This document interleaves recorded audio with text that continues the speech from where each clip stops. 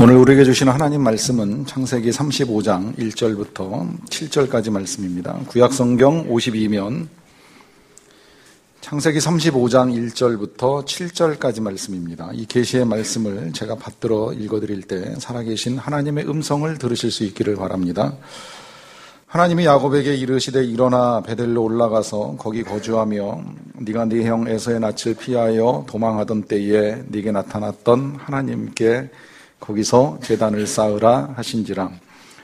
야곱이 이에 자기 집안 사람과 자기와 함께한 모든 자에게 이르되 너희 중에 있는 이방 신상들을 버리고 자신을 정결하게 하고 너희들의 의복을 바꾸어 입으라. 우리가 일어나 베델로 올라가자. 내 환난 날에 내게 응답하시며 내가 가는 길에서 나와 함께하신 하나님께 내가 거기서 제단을 쌓으려 하노라 하매 그들이 자기 손에 있는 모든 이방 신상들과 자기 귀에 있는 귀고리들을 야곱에게 주는지라. 야곱이 그것들을 세겜 근처 상수리 나무 아래에 묻고 그들이 떠났으나 하나님이 그 사면 고을들로 크게 두려워하게 하셨으므로 야곱의 아들들을 추격하는 자가 없었더라. 야곱과 그와 함께한 모든 사람이 가나안 땅 루스 곧 베델에 이르고 그가 거기서 제단을 쌓고 그곳을 엘 베델이라 불렀으니 이는 그의 형의 낯을 피할 때에 하나님이 거기서 그에게 나타나셨음이더라. 아멘. 야곱 같은 나를이라고 하는 주제를 가지고 제가 지난주까지 10번 설교했습니다. 10번 하나님 말씀 함께 나누는 중에 우린 몇 가지의 중요한 사실을 확인을 했습니다. 다 열거할 수 없지만 하나님이 야곱 같은 나를 선택하시고 또 보호하시고 형통케 하시고 찾아오시고 또 지키신다 하는 여러 가지 진리입니다. 얼마나 삶에 적용하면서 믿고 살아가시는지 모르겠는데요. 우리가 듣는 것이 신앙은 아닙니다. 이제 들은 대로 사는 것이 신앙입니다. 아는 대로 행해야 합니다. 행하는 것이 믿음인데 막상 듣고 알고 또 그렇다고 생각을 하여도 이걸 우리의 삶의 행동으로 옮기는 건 쉬운 일은 아닙니다. 그걸 지식으로 이해하고 있어서만이 어려운 것이 아니라 실은 이제 경험해도 쉬운 일은 아니에요. 경험으로 따지면 누구보다도 우리 야곱이 가장 확실하게 경험을 한 사람입니다. 그는 실제로 하나님이 찾아오시는 것으로부터 시작을 해서 그의 일생 가운데 베풀어 주신 은혜도 직접 경험을 했고 그 경험 가운데 그런 고백도 하잖아요. 내가 집 떠날 때 지팡이 하나 가지고 갔더니 돌아올 때는 2때나 이루었나이다 고백을 합니다. 그리고 그 돌아오는 과정 중에도 삼촌 라반의 손에서도 지켜주시고 또 형의 위협으로부터도 보호해 주신 하나님의 은혜를 직접 경험한 사람입니다. 그럼에도 불구하고 그의 삶에 찾아들어온 또 하나의 위험, 이제 이 세겜 족속과 전쟁을 치루어야 된다는 그 위험 앞에 직면했을 때 그가 그 이전에 경험했던 하나님, 그가 그 이전에 알고 있었던 하나님에 대한 이해는 그에게 아무 소용이 없어요. 그는 지금 눈앞에 놓여있는 문제만 보입니다. 눈앞에 놓여있는 위험만 보입니다. 그러다 보니 두렵고 그러다 보니 이 일을 어찌할 것인가 하나님을 찾음 없이 탄식하고 있습니다. 그런 그의 삶이 어쩌면 우리와 똑같다 여기기 때문에 우리가 이 주제를 다룹니다. 우리도 똑같이 이미 하나님의 은혜를 경험하신 분들 생각을 합니다. 뿐만 아니라 직접 경험하지 아니하였으면 강단에서 선포되는 말씀을 여러 차례 반복해서 들으시는 분들도 계시리라고 생각을 합니다. 그러나 실상 야곱이 겪었던 것과 유사한 일들이 우리의 삶에 찾아 들어오면 과연 그 신앙, 그 상황에서도 우리가 하나님을 찾을 수 있는가라고 하는 질문을 하게 되는 것이지요. 우리가 가지고 있는 이 신앙, 이걸 보통은 이제 기독교 신앙이라고 말씀을 드리는데 기독교 신앙은 절대 종교가 아닙니다. 세상의 수많은 종교 가운데 뭘 믿을까 하다가 선택해서 이게 괜찮은 것 같다 해서 선택하는 그런 종교 아닙니다. 종교가 아니라고 말씀을 드리는 또 하나의 이유는 이게 종교라서 주일날 1시간 이 자리에 나와서 예배드리고 돌아가는 것으로 충분하다라고 생각하는 것도 절대 아닙니다. 우리 믿음은 첫째로 살아계셔서 만물을 만드신 하나님을 믿는 것이고요. 그 하나님께서 언제나, 이 언제나는 기쁠 때나 슬플 때나 부유할 때나 가난할 때나 넉넉할 때나 부족할 때나 평안할 때나 전쟁 중에나 언제나 나와 함께 계셔서 나와 동행하시는, 나와 함께 하시기를 너무 원하시지만 그러나 내 삶의 왕이요 주인이라는 사실을 인정하면서 그 주인이고 왕 되신 하나님의 영광을 위하여 살아가는 것이 기독교 신앙입니다. 내가 필요할 때 손 내밀어 날 도와주시는 우상 같은 하나님이 아니라 날 도와주시던 아니하시던 관계없이 그분이 나를 만드셨기에 내 삶이 그분의 손에 달려있다는 사실을 믿는 믿음을 가지고 살아가는 것입니다. 그래서 언제나 한순간도 떠날 수 없고 언제나 그분과 함께 살아가는 삶이 될 때라야 이것이 진정한 신앙이고 이것이 믿음을 가지고 살아가는 삶입니다. 이 믿음이 떨어지거나 이 믿음을 잃어버리게 되면 지금 이 야곱 같은 일들을 이제 우리가 경험하게 되는 거예요. 야곱 같은 일들이라고 하는 건 야곱이 경험한 환난뿐만이 아니라 그 환난 가운데 어떻게 해야 될지를 모르고 헤매는 일이 일어나는 겁니다. 또 어떻게 해야 될지 모르고 두려워하는 거예요. 아직 일어나지도 않은 일들을 걱정하면서 멸망하게 되었다, 죽게 되었다 탄식하는 일들이 일어납니다. 특별히 오늘 이 본문은 제가 해석컨대 보면서 하나님이 저한테 그런 마음 많이 주셨어요. 꼭 지금 우리 민족 전체가 겪고 있는 이 공동체적인 상황하고 흡사유사하다 하는 것입니다. 야곱 집안은 지금 생각지 아니한 일에 휘말려 들어가면서 이제 그 가족을 에워싸고 있는 브리스 족속과 가나안 족속의 동맹에 의해서 멸망할지 모르는 심각한 위기 앞에 놓여 있습니다. 사람에 따라서 상황에 대한 해석이나 인식은 조금 다르시겠지만 우리 민족이 요 근간에 겪게 된 여러 가지 일들은 북한의 핵개발과 미사일 시험 발사 등등으로 인해서 도대체 우리나라 어떻게 될 것인지 좀 그냥 쉽게 생각하면 그렇다고 해서 쉽게 전쟁이 나겠어, 핵이 터지겠어, 무슨 큰일이 나겠어라고 하면서도 또 한편으로는 그러다가 진짜 어떤 일이 터지면 어떡하지라고 하는 불안감이 없지 않은 그런 시기를 살아가고 있습니다. 이러한 때에 그것이 공동체적이든 아니면 개인적이든 오늘 야곱의 가정에 하시는 하나님의 말씀 그리고 그 말씀에 반응하는 이 야곱과 그 가족의 태도가 오늘 저와 여러분들에게 주시는 하나님의 뜻이 분명히 있으리라고 생각을 합니다. 그래서 오늘 이 위기 앞에 직면한 야곱의 가정에게 주시는 첫 번째 말씀부터 우리가 함께 보기를 원하는데요. 1절 말씀입니다. 하나님이 야곱에게 이르시되 일어나 베델로 올라가서 거기 거주하며 네가 네 형 에서의 낯을 피하여 도망하던 때에 네게 나타났던 하나님께 거기서 제단을 쌓으라 하신지라.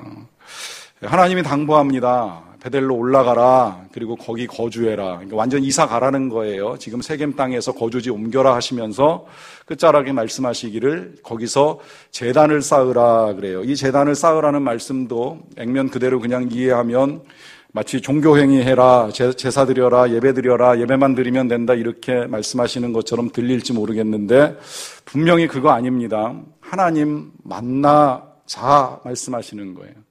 하나님 만나라, 하나님 만나야 된다 말씀하십니다. 그렇게 말씀하시는 이유 있습니다. 1절 말씀 다시 올려주세요. 그 이유가 그 앞에 하나님이 설명하시는 내용 속에 들어있는데 거기 거주하며 이렇게 말씀하십니다. 네가 네 형 에서의 낯을 피하여 도망하던 때에 나타났던 하나님께 제단을 쌓으라 그래요.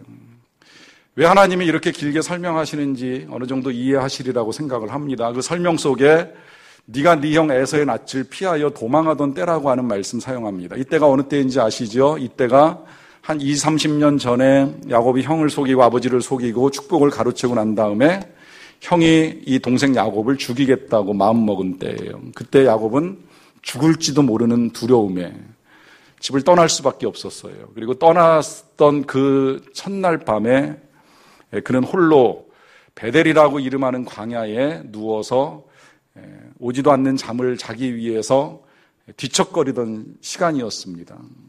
그러니 죽을지도 모르는 두려움, 앞일을 알 수 없는 공포, 거기에 홀로 놓여있는 외로움까지 겸하여져서 극한 고통에 놓여있을 바로 그때에 나타나셨던 하나님, 그 하나님께 제단을 쌓으라는 거예요. 자, 그러면 왜 하나님이 이 긴 설명을 하시면서 그 하나님께 제단을 쌓으라고 하실까요?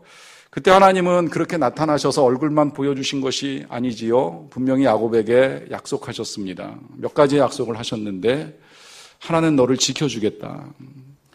어디 가도 너를 지켜주겠다. 보호해 주시겠다는 약속하셨어요. 그리고 그 다음 약속은 이루게 해주시겠다. 야곱에게 후손을 이루게 해주시고 민족을 이루게 해주시고 땅을 차지하게 해주시겠다는 약속을 하셨고요. 또 하나는 돌아오게 하시겠다는 약속을 하셨습니다. 너를 지켜 이 땅으로 돌아오게 할지라. 세 가지 약속을 하셨고요. 그 세 가지 약속을 하나님은 다 지키셨습니다. 말씀 그대로 야곱을 지켜서 그 누구도 야곱을 건드릴 수 없었어요. 삼촌도 형도 그 누구도 야곱을 해하지 못했습니다. 이런 건 말씀드린 대로 지팡이만 가지고 요단을 건넜지만 돌아올 때에는 두 때나 이룰 만큼 풍성한 재산과 또 12명이 넘는 자녀에 이르기까지 정말 많은 것을 얻어가지고 돌아옵니다. 그리고 돌아올 때에도 역시 하나님이 함께 하셔서 그가 베델까지 가는데 아무 문제도 없을 만큼 충분히 길을 열어주시고 올 수 있도록 해주셨어요. 이 하나님에 대한 기억, 이 하나님에 대한 경험, 다시 하라고 지금 하나님이 야곱에게 말씀하시는 거예요. 그때 너에게 나타났던 하나님, 다시 생각을 해보아라. 분명하게 말씀하십니다.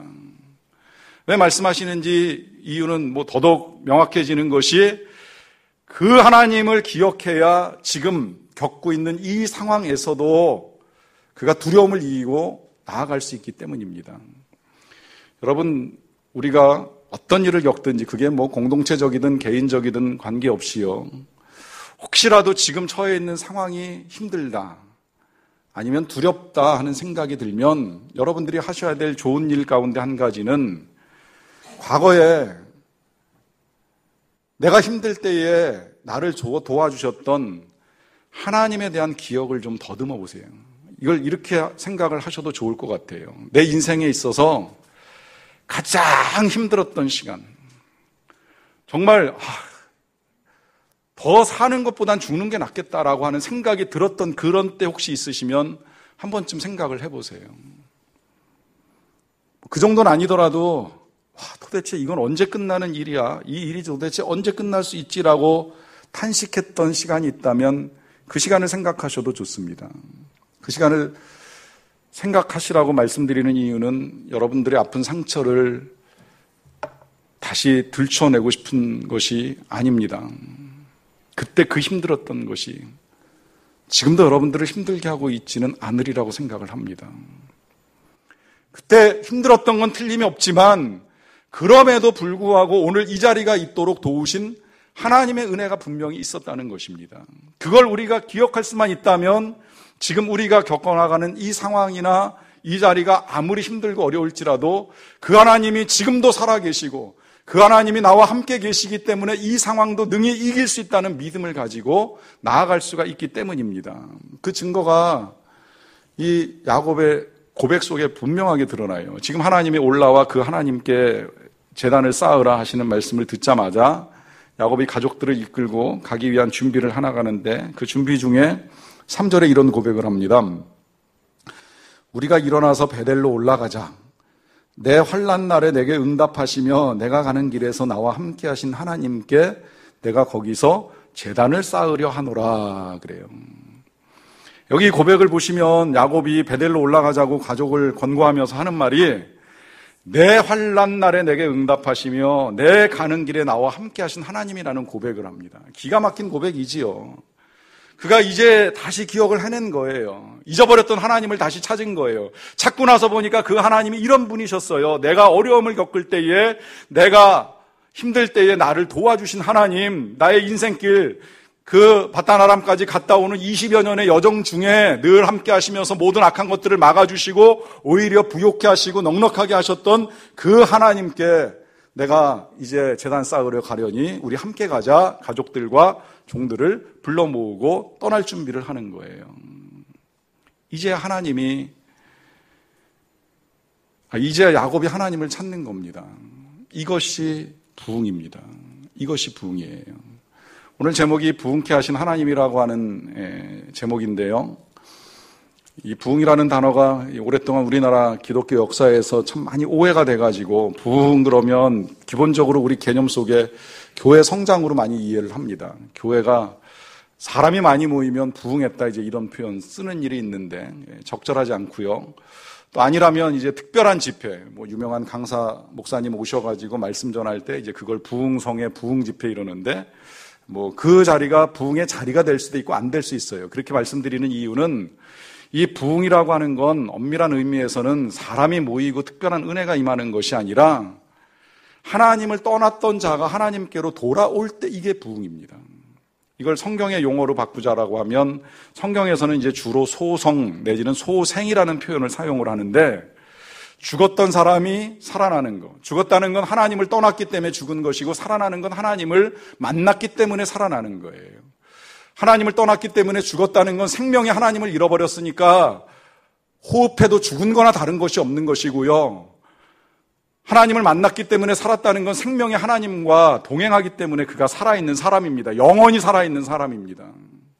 이것이 부흥입니다.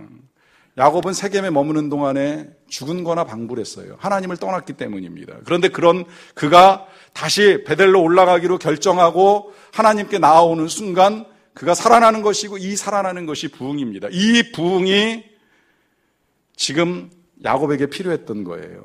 이 부흥이 필요했던 건 지금 야곱에게 평화가 필요하기 때문입니다. 그 평화는 그가 지금 맞닥뜨려 전쟁을 치를지도 모르는 브리스 족속이나 가나안 땅과 이루는 화친이 아닙니다. 우리는 평화를 영어로 피스라고 사용을 하는데 이스라엘 사람들은 피스라는 단어보다 샬롬이라고 하는 단어 더 좋아해요. 샬롬은 사실 히브리어고요. 그 샬롬이라고 하는 단어를 이스라엘 사람들이 쓰는 이유는 우리의 평화 속에 하나님이 함께 하셔야 된다는 분명한 믿음의 고백이 담겨 있기 때문입니다. 그러니까 하나님이 주시는 평화가 아니면 어떤 피스도 피스가 될 수 없다는 생각을 가지고 그들은 샬롬이라는 단어로 인사를 나누어요. 그런데 내가 하나님과의 관계 속에 샬롬이 이루어지지 아니하면서 이 땅에 피스를 누린다? 이건 불가능한 일입니다. 그 옛날 아담이 아내와 불화가 처음으로 시작된 건 하나님과의 샬롬이 깨졌기 때문입니다. 하나님의 명령을 거스리고 먹지 말라 하시는 것을 먹고 또 하지 말라 하는 것을 하고 난 이후에 하나님을 떠났을 때 그는 그토록 사랑스러웠던 아내와의 관계가 깨지면서 가정의 평화가 흔들립니다. 샬롬이 깨지면 피스가 있을 수 없습니다. 오늘 우리나라에 있어서 필요한 건 피스가 아니라 샬롬입니다. 여러 가지 방법과 외교와 무기와 국력과 군사력 다 동원해서 지켜가는 평화가 아니라 하나님과의 깨어진 관계가 회복됨으로 말미암아 유지되는 평화가 우리에게 필요하다는 말씀입니다. 이 야곱이 그 하나님과의 관계가 깨어지고 난 다음에 지금 딸이 이방인에 의하여 겁탈을 당하는 일로부터 자식들이 무모한 짓을 해가지고 싸움을 하고 사람을 살육하고 폭력을 휘두르고 노력하고 하는 일, 그리고 그 일로 말미암아 또다시 전쟁을 치를지도 모르는 이 위험 앞에 놓이게 된 그 근본에는 그가 하나님과의 샬롬이 깨졌기 때문이라는 거예요. 그런데 그 하나님과 깨어지는 과정을 우리가 좀 눈여겨볼 필요가 있는 것은 뭐냐면 그가 처음부터 그렇게 맘먹고 그 일을 저지른 것은 절대 아니라고 하는 것입니다. 야곱이 세겜 땅에 정착할 때에는요, 거기까지 인도하신 하나님의 은혜를 기억했어요. 감사했어요. 그러니까 세겜 땅에 들어가자마자 제일 먼저 한 일이 제단을 쌓고 제단에 이름을 붙입니다. 그 이름이 엘로헬 이스라엘이라고 이름 붙여요. 그 뜻의 의미는 하나님, 이스라엘의 하나님이라고 하는 고백입니다. 이 고백은 하나님, 이스라엘로 내 이름을 바꿔주시고 나와 함께 하신 하나님이라 하는 고백이에요. 이때까지만 해도 야곱은 부분적으로는 괜찮았어요. 나름 괜찮은 부분이 있었어요. 부분적으로 괜찮다고 말씀드리는 건 이 제단을 베델 가서 쌓으면서 베델에서 그렇게 고백했으면 좋았을 터인데 약속의 땅 베델까지 들어갈 생각은 하지 아니하고 세겜 땅에 안주하면서 하나님께 여기서 예배드리면 될 것이야 라고 생각하면서 제단 쌓고 이름 붙이고 끝났다는 거예요. 그래도 그나마 그 제단 쌓고 하나님을 찾는 것까지는 좋았는데 문제는 그 이후 그 땅에 살면서 야곱의 믿음이 떨어지기 시작을 했다는 겁니다. 여러분, 우리는 과거에 드렸던 예배, 과거에 경험했던 은혜, 과거에 경험했던 하나님과의 특별한 순간만으로 오늘을 살 수도 없고 내일을 사는 건 더더욱 어렵습니다. 제가 근간에 깨닫게 된 사실은요, 어제의 성령 충만함이 절대 오늘의 충만함이 될 수 없다는 거예요. 오늘의 충만함이 내일의 충만함이 될 수 없습니다. 이 한 시간 우리가 예배를 잘 드려도 내일 우리는 하나님 없이 얼마든지 내 맘대로 내가 주인 되어 살아갈 수 있습니다. 전 심지어 새벽에 만난 하나님을 오후에 잊어버리고 살아가는 경험도 수없이 해왔어요. 오전엔 하나님과 함께하는 것처럼 살아봤지만 오후에는 하나님 없이 살아가는 경험도 많습니다. 어제 내가 정말 하나님과 뜨거운 만남과 감격이 있었다고 할지라도 오늘 하나님 없이 내 맘대로 내 뜻대로 살아가는 일들이 가능하다는 거예요. 그렇게 우리가 타락하고 하나님을 떠나는 데는 생각보다 많은 시간이 필요하지 않습니다. 이 야곱이 세겜 땅에 정착할 때만 해도 제단을 쌓으며 하나님의 이름을 부르며 감사하는 일이 있었지만 그 땅에서 하나님을 잊어버리고 하나님을 떠나는 데에 생각보다 많은 시간이 필요하지 않았다는 거예요. 그러다 보니까 얼마나 그 가정이 엉망이 되었는지 그 증거가 오늘 2절에는 이렇게 기록되어 있습니다. 야곱이 이에 자기 집안 사람과 자기와 함께한 모든 자에게 이르되 너희 중에 있는 이방 신상들을 버리고 자신을 정결하게 하고 너희들의 의복을 바꾸어 입으라 그래요. 자, 여기 지금 야곱이 이제 가족들, 자기 집안 사람은 아마 가족일 가능성이 많고요. 자기와 함께한 모든 자는 종들일 가능성이 많은데 그 사람들에게 뭐라 그러냐면 너희 중에 있는 이방 신상들을 버리라 그래요. 무슨 이야기예요? 이 가정 안에 벌써 우상이 많아졌다는 거예요. 우상이 많아졌다는 건 하나님을 떠났다는 겁니다. 그러니까 뭐라 그래요? 자신을 정결하게 해라. 그리고 의복을 바꾸어 입으라. 이 의복 바꾸어 입으라는 게 그냥 지금 입고 있던 더러운 옷 입고 깨끗한 옷 입으라는 것이 아니라 이방 풍속에 젖어 있던 그 모든 습관들을 벗어버리고 다시 우리가 하나님 앞에 설 수 있는 거룩한 모습이라도 갖추어야지 않겠느냐, 이제 이런 권고를 하는 거예요. 그 증거가 4절에서도 나타나는데요. 그들이 자기 손에 있는 모든 이방 신상들과 자기 귀에 있는 귀고리들을 야곱에게 주는지라 야곱이 그것들을 세겜 근처 상수리 나무 아래에 묻었다 그래요. 여기서도 보면 이 야곱의 일가족들이 이방 신상들을 야곱에게 냈습니다. 그리고 귀고리를 야곱에게 줬다 그래요. 이 귀고리는 그냥 여러분들이 지금 이 장식하고 있는 액세서리가 아니라 당시 그 세겜 사람들이 갖고 있었던 우상들이에요.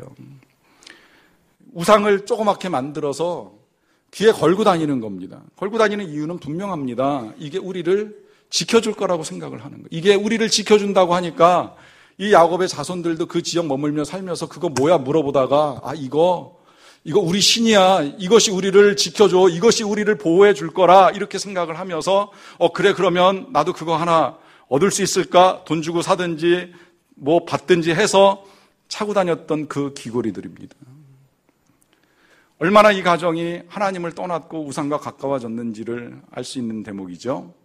여러분, 이러한 일들이 그런데 우리가 우상의 얼굴을 새긴 귀고리를 우리 귀에 달고 있지 않다고 해서 우리가 다르다고 말할 수는 없습니다. 오늘날의 우상이 우리의 눈에 보이지 않지만 이때보다도 더 강력하게 저와 여러분들의 마음속에 들어와 있다는 걸 다 아시고 계시지요. 오늘날의 우상은 하나님이 우리를 지켜주시는 것이 아니라 누가 뭐래도 돈이 우리를 지켜줄 거야, 무기가 우리를 지켜줄 거야, 우방이 우리를 지켜줄 거야, 대통령이 우리를 지켜줄 거야, 누군가 우리를 지켜주겠지, 무엇인가 우리를 지켜주겠지라고 막연하게 생각하고 의지하는 그 마음의 모든 것들이 우상이고 우리의 귀걸이가 되는 거예요. 하나님이 아닌 다른 어떤 것이 우리의 삶에 필요하고 그것보다 더 귀한 것이 없다고 생각하는 마음, 이걸 이렇게 생각하시면 좋아요. 하나님이 버리라 하실 때 버릴 수 있고 하나님이 아니라 하실 때 아니라고 인정할 수 있으면 우상 아닌 게 맞습니다. 그러나 아무리 하나님 그렇게 말씀하셔도 이건 절대 못 버립니다. 이건 꼭 해야 됩니다. 이것만큼은 하나님께 양보할 수 없습니다라고 붙들고 있다면 그게 여러분들의 기골이입니다. 그걸 지금 이 야곱의 가족들은 다 꺼내서 상수리 나무 앞에 묻습니다. 묻는다는 건 버린다는 거예요. 더 이상 붙들고 가지 않겠다는 거예요. 다시 되돌아와가지고 그걸 흙을 뒤져가지고 찾겠다라고 생각을 하고 버리는 것이 아니라 이건 쓰레기, 이건 정말 아무것도 아닌 거 분명하게 확신하고 내던지는 겁니다. 다시 붙잡을 것처럼 생각하지 않는 겁니다. 그리고 오직 하나님만 믿고 나아가겠다라고 하는 분명한 믿음을 가지는 것입니다. 오늘 우리에게 이런 믿음이 있는가 하는 질문이 필요합니다. 우리가 당하고 있는 여러 가지 상황들 속에서 개인적이든 민족 공동체적이든 우리는 하나님 앞에서 혹시 이런 걸 지고 살아가고 있는 건 아닌가? 버려야 될 걸 여전히 그게 나를 지켜줄 것이라고 믿고 살아가고 있는 것은 아닌가 하는 생각을 하셔야 합니다. 우리나라가 국사를 제대로 안 가르치다가 근간에 와서 국사를 필수 과목으로 만들고 시험 과목에도 넣는 것으로 알고 있는데 역사를 배우는 일이 왜 중요한가 하는 건 여러분들이 아시리라고 생각을 합니다. 역사를 알아야 미래를 준비합니다. 그런데 어느 역사학자는 냉철하게 그런 말씀을 하셨더라고요. 인간의 비극은 역사에서 배우지 않는다는 데 있다. 인간의 역사가 얼마나 인간이 어리석은지, 어리석은 선택을 쉽게 할 수 있는지에 대해서 수없이 가르쳐 주지만 그러나 인간은 그 역사에서 절대 배우지 않고 여전히 같은 역사를 되풀이하기 때문에 이 역사가 반복된다라고 하는 말을 하기도 합니다. 저는 이 성경을 보면서 그런 생각이 들어요. 성경은 역사책은 분명히 아닙니다. 혹자는 우리가 왜 이스라엘 역사를 가지고 하나님의 말씀이라 하느냐 하지만 성경은 이스라엘의 역사가 아니라 그들의 삶 가운데 개입하셨던 하나님의 어떤 분이신지를 우리에게 보여주는데 그러려고 하다 보니까 이스라엘의 역사가 담겨 있을 수밖에 없어요. 근데 이 역사를 정말 그래요. 역사라고 생각해서 성경을 본다 하더라도요. 우리는 그 역사 속에 나타났던 사람들의 일도 정말 보면서 배워야 되는 건 틀림이 없거든요. 특히 우리는 더더욱이 이스라엘 역사에 대해서 관심을 많이 가져야 됩니다. 그 관심을 가져야 되는 이유 중에 하나를 이렇게도 생각해 봐도 좋을 것 같아요. 제가 읽었던 책 중에 이런 제목의 책이 있어요. 또 하나의 선민 알이랑 민족. 그러니까 이스라엘 백성들을 선민이라고 보통 이야기하는데 하나님께서 선택하신 백성이라고 이야기를 하는데 하나님께서 선택하신 백성이 이스라엘만 있는 것이 아니라 또 하나의 선민이 있다. 그 선민이 이제 우리 민족인데 그걸 이제 아리랑 민족이라고 써야 되는데 아리랑의 유래를 겸하여 찾으면서 알이랑이라고 하는 표현으로 바꿔서 이제 알이랑 민족 이렇게 이제 표현해요. 의미는 하나님과 함께 가는 민족이다. 이렇게 이제 해석을 하는 겁니다. 그 책은 성경적 근거와 또 다양한 역사적 근거와 자료들을 가지고 진짜 하나님께서 우리를 택하셨다라고 하는 것을 여러 가지로 이제 증거를 해줘요. 다 열거를 할 수는 없지만 그냥 좀 공감되는 것 중에 한 가지 꼽으라고 하면 성경에 그 이스라엘이 셈의 후손으로 태어나게 되는데 이 셈의 후손이 중간에 그 벨렉과 욕단으로 나뉘게 됩니다. 형제가 태어나면서 벨렉과 욕단으로 나뉘게 되는데 이 벨렉의 후손으로 이제 이스라엘이 태어나고 이 욕단의 후손으로 이제 우리 민족의 계보가 이제 이어졌다 이렇게 이제 보는 해석입니다. 그래서 하나님이 서방 끝에는 이스라엘을 땅 끝에 그 민족으로 또 동방 끝에는 이제 대한민국을 이 땅 끝의 민족으로 세우셔서 이스라엘을 통해서 하나님의 역사를 시작하시고 또 대한민국을 통해서는 하나님의 역사를 완성해 가신다 이제 이런 논리를 가지고 책이 쓰여졌어요. 책의 내용을 동의하든 동의하지 않든 간에 어쨌든 우리나라의 역사가 이스라엘의 역사하고 흡사한 부분이 굉장히 많다는 건 부정할 수가 없습니다. 이스라엘은 그 중동에서 굉장히 작은 나라예요. 우리나라 강원도 땅만큼 정도밖에 안 되는 면적을 가진 나라입니다. 이 나라가 아주 정말 강한 나라들 사이에 에워싸여 있잖아요. 애굽부터 시작을 해서 당시에 바벨론, 아수르, 로마까지 온갖 강대국들 틈바구니에서 하나님의 은혜 가운데 생명력을 유지합니다. 오늘 우리나라도 아시다시피 작은 나라가 주변의 열강들에 의해서 맨날 어떻게 될지 모르는 운명을 가지고 역사를 이어왔습니다. 굉장히 유사하죠. 근데 더 놀라운 건 이 나라가 그 작은 데서도 또 남북으로 나뉘는 것까지 똑같아요. 이 작은 이스라엘이 왕 3대가 지나자마자 4대 왕 때부터 두 개의 나라로 나뉘어져서 북이스라엘과 남유다로 나뉩니다.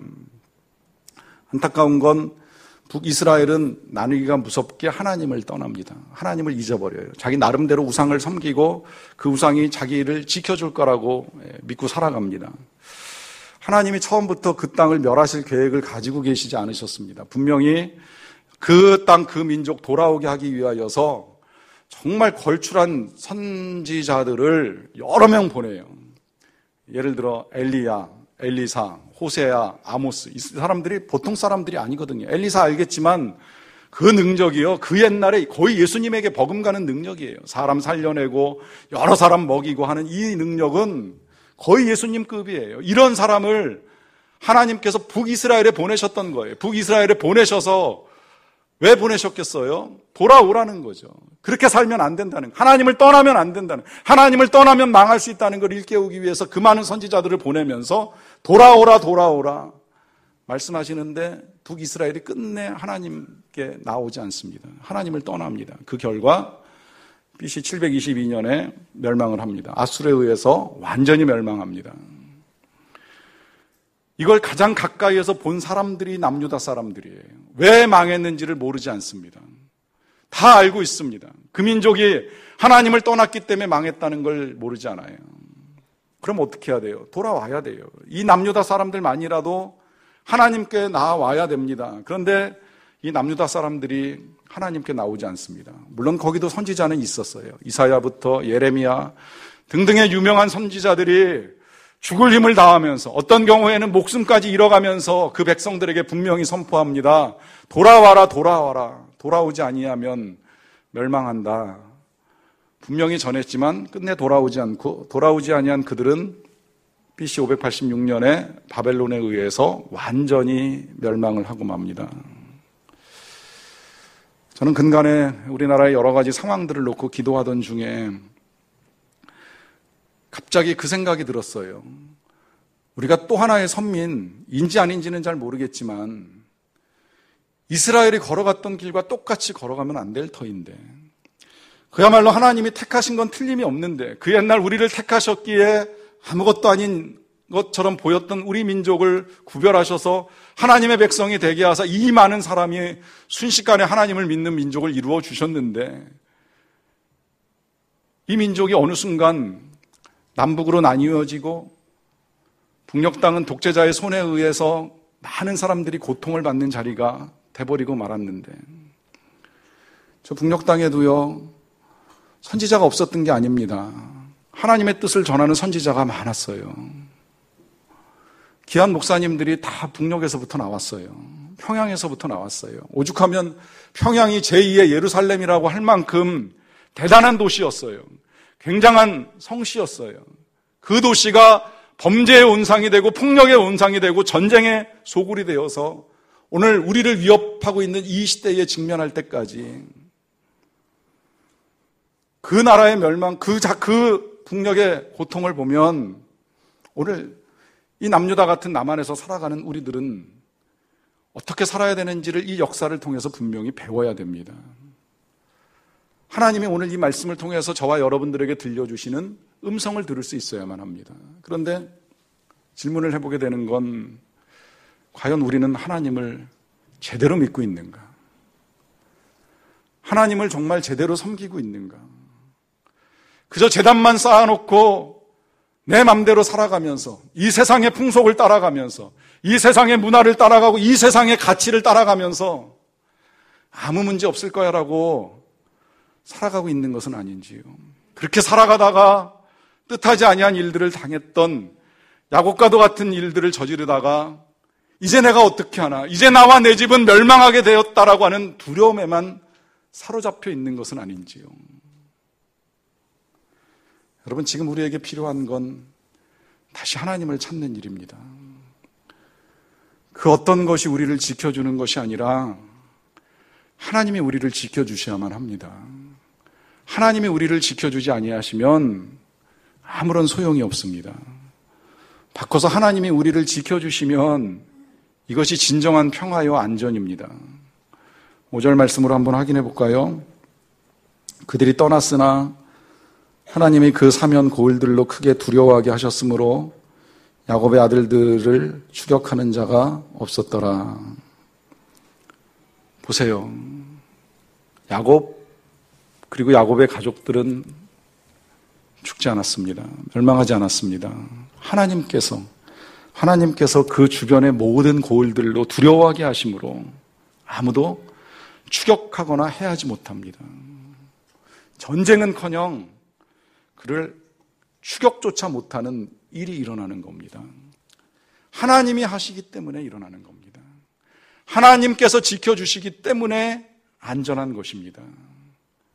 자, 그러면 여기서 우리는 한 가지를 더 확인해야 될 필요가 있어요. 그건 뭐냐면 우리가 과연 그렇게 하나님의 지켜주심을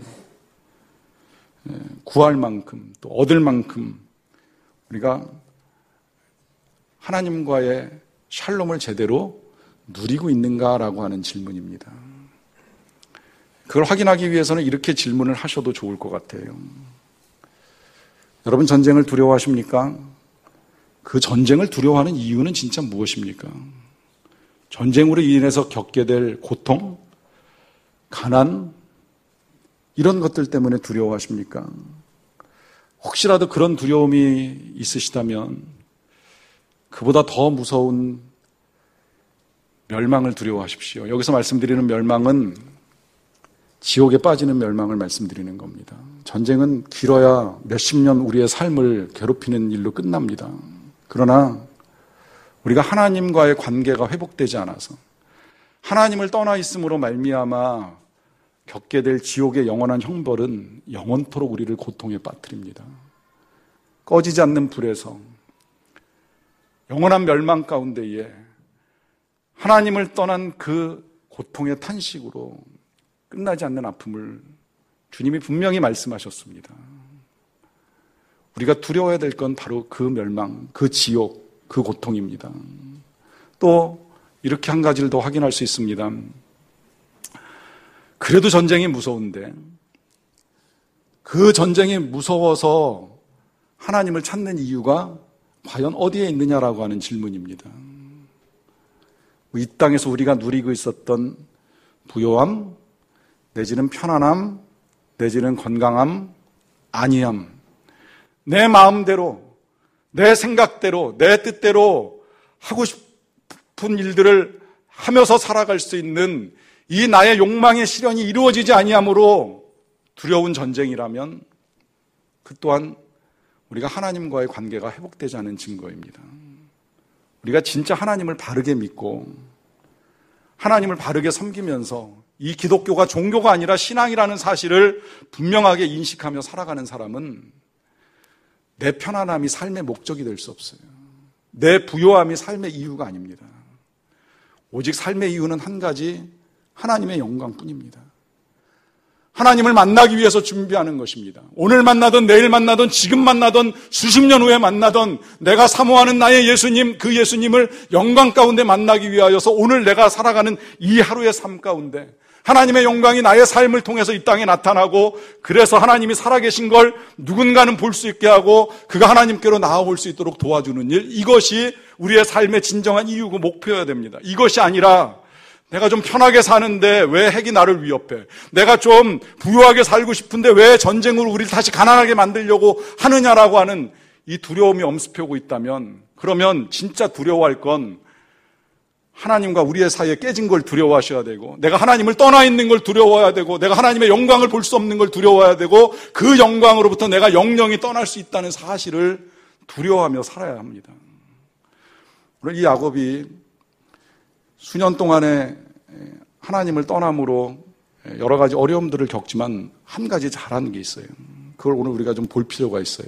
그건 뭐냐면 하나님께서 그를 찾아오셔서 분명히 말씀하시잖아요. 일어나 베델로 올라가라. 멈추지 않습니다. 주저하지 않아요. 즉각 일어납니다. 본인만 일어나는 것이 아니라 담대하게 가족들에게 말해요. 그 이전에 야곱 아시죠? 그 아들들이 세겜 족속 다 몰살시키고 돌아왔을 때 니네 왜 이랬냐? 니들이 이러는 바람에 내가 죽게 되지 않았느냐? 울부짖던 다윗이 아들들에게 담대함을 가지고 명합니다. 일어나 베델로 올라가자. 그 옛날 나에게 나타나셨던 하나님, 나의 가는 길에 함께 하셨던 하나님, 내 기도에 응답하신 그 하나님을 우리가 찾아야 된다. 엄히 명령하고 버릴 거 다 버리고 하나님께 나오라고 분명히 선포하고 가족을 이끌고 베델로 올라갑니다. 순종합니다. 말씀 따라 살아갑니다. 오늘 저와 여러분들에게 이런 삶이 필요합니다. 그래야 우리가 살아납니다. 그래야 우리가 부흥됩니다. 그래야 우리가 다시 소생케 되는 은혜를 누립니다. 그것이 오늘 저와 여러분들에게 필요한 삶입니다. 같이 기도하겠습니다.